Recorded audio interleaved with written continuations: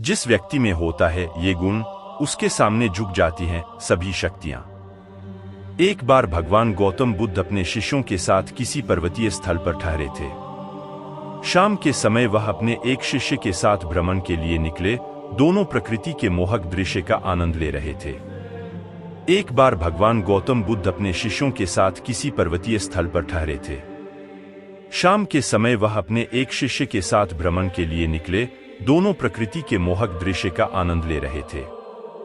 विशाल और मजबूत चट्टान को देख शिष्य के भीतर उत्सुकता जगी। उसने पूछा, इन चट्टानों में तो किसी का शासन नहीं होगा, क्योंकि ये अटल, अविचल और कठोर हैं। शिष्य की बात सुनकर बुद्ध बोले कि नहीं, इन शक्तिशाली चट्टानों पर भी किसी का शासन है। लोहे के प्रहार से इन चट्टानों के भी टुकड़े टुकड़े हो जाते हैं।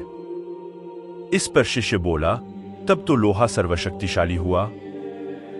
बुद्ध मुस्कुराए और बोले, नहीं, अग्नि अपने ताप से लोहे का रूप परिवर्तित कर सकती है। उन्हें धैर्यपूर्वक सुन रहा शिष्य बोला, इसका मतलब अग्नि सबसे शक्तिवान है।